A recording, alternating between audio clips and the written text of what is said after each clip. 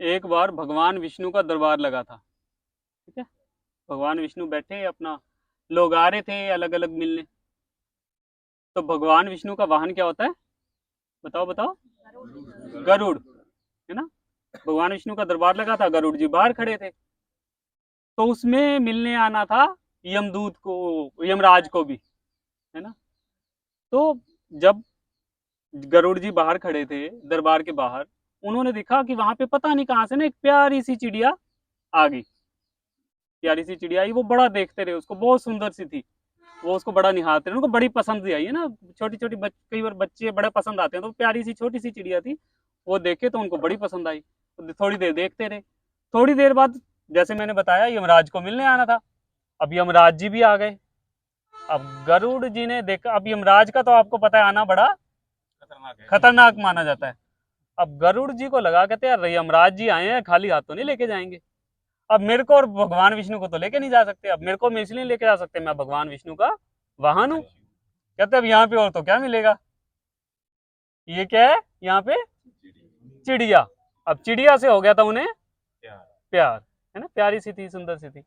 अब वो कहते यार इसको तो नहीं मैं लेके जाने दे सकता। वो अब रोक के भी कैसे, यमराज से कौन पंगा ले। ठीक है, यमराज गए अंदर गुफा के अंदर, जहाँ पे अपना भगवान विष्णु जी बैठे थे। तो उन्होंने क्या किया, चुपके से चिड़िया को बिठाया अपनी पीठ पे, और पता नहीं कितनी दूर, योजन दूर, कहाँ पे दूसरे संसार में कहीं पे जाके छोड़ा है। अब उनकी तो स्पीड थी, भगवान विष्णु का वाहन थे, फटाफट से गए और छोड़ा है कि यहाँ पे तो यमराज कैसे पहुंचेंगे। और आके अपना चुपचाप बैठ के जैसे कुछ नहीं किया। तो जब जैसे जो भी बातचीत यमराज जी ने करनी थी, जो सलाह मशवरा करना था विष्णु जी के साथ, वो किया। और आके जब बाहर आए तो इन्होंने उधर उधर देखा। अब गरुड़ जी समझ गए कि ये चिड़िया को ढूंढ रहे हैं, है ना। तो चिड़िया को देखा उन्होंने, नहीं नजर आई। तो यमराज जी मुस्कुराए और जाने लगे। अब गरुड़ जी को समझ में नहीं आया, कहते यार मुस्कुराए क्यों। वो गए, कहते महाराज रुको एक बार, मेरे को आपसे ना कुछ पूछना है। कहते हाँ जी बोलो। कहते आप मुस्कुराए क्यों। कहते नहीं नहीं चल कोई बात नहीं, जाने दे, आपका क्या काम है इसमें, नहीं नहीं मेरे को बताओ। कहते कि बताना पड़ेगा आपको कि आप मुस्कुराए क्यों। कहते जब मैं यहाँ पे आया ना, यहाँ पे एक चिड़िया दिखी थी मुझे। हाँ थी, चिड़िया तो थी। कहते कि अब वो यहाँ नहीं है, मैं इसलिए मुस्कुराया। कहते तो इसमें मुस्कुराने वाली कौन सी बात है। कहते जब मैं यहाँ पे आया, मेरी नजर उस पर पड़ी, तो मेरे को पता था कि उसका काल है, काल नजदीक है ना, कि उसको मरना होगा अभी। बट उसका मरना यहाँ नहीं लिखा था, उसका मरना कहीं और लिखा था। अब मैं जब आया तो मैं ये था कि यार ये विष्णु के दरबार में से चिड़िया को कैसे लेके जाऊंगा, अभी यहाँ से लेके जाना अच्छा नहीं लगता, इसका तो काल लिखा है। और अब ये यहाँ पे नहीं है, तो मेरे को समझ में आ गई कि इसको जहां पहुंचना था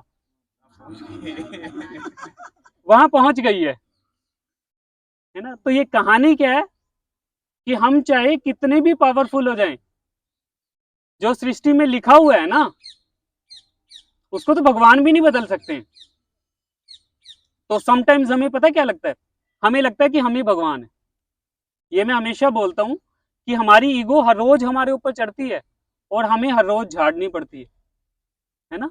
कईयों को लगता है कि मैंने बहुत कुछ अचीव कर लिया है, हम बहुत बड़े टीचर हो गए हैं, हम बहुत बड़े लेखक हो गए हैं, हम बहुत बड़े डॉक्टर हो गए हैं, हम बहुत बड़े अधिकारी हो गए हैं। आप कुछ भी नहीं हो, कुछ भी नहीं। सृष्टि में लिखा है ना जो, वो आपको दिया गया है, यू आर ब्लेस्ड, सिर्फ इतना है कि आपको वो आशीर्वाद दिया गया है, और देने वाला वो है। तो बड़ा वो है, आप किसी भी नहीं हो। आपसे ज्यादा डिजर्विंग, मेहनती बहुत लोग होंगे। देखो अपने आसपास हैं आपसे ज्यादा मेहनती, आपसे ज्यादा डिजर्विंग भी होंगे, पढ़े लिखे भी होंगे। लेकिन आप फिर भी उनसे कामयाबी में थोड़ा सा आगे हो, क्यों? आपको वो बख्शा गया है। तो आप कुछ नहीं हो। गरुड़ जी को भी ये था, मैं तो विष्णु का वाहन हूं, मैं तो बचा लूंगा, बट नहीं, नहीं बचा पाए, क्योंकि करने की यही मर्जी थी। तो आप बदल चीजों, आपको अपना कर्म जरूर जारी रखना है, लेकिन अपने अंदर कभी भी आने नहीं देनी, ये ईगो नहीं आने देनी कि मैं बहुत तोप हो गया हूं, मैं बहुत बड़ा हो गया हूं। ठीक है। आपको, आप सिर्फ एक काम कर सकते हो, शुक्रगुजार हो सकते हो, और आपको बस वही करना है। जैसे आज बताया ना, कि आज जिसने आपको, टीचर ने आपको सिखाया है, सूर्य नमस्कार सिखाया, उसका शुक्रिया अदा करना है। तो जितना शुक्रिया अदा करोगे उतना मिलता रहेगा, और जितना ईगो रखोगे कोई पास भी नहीं फटकेगा। ठीक है। तो कहानी भी बस यही है कि सृष्टि में बहुत कुछ पहले ही लिखा जा चुका है, और हम उसके अकॉर्डिंग ही चल रहे हैं। देखो इसके दो पहलू हैं। अगर आप भगवान के साथ हो, भगवान, प्रकृति, आप इसको जो भी, वाहे गुरु, कोई भी नाम दे सकते हो, है ना। अगर आप उसके साथ हो, अगर आप उसको उसका एक अंश समझते हो, तो आप क्या हो? तो आप भगवान का रूप हो।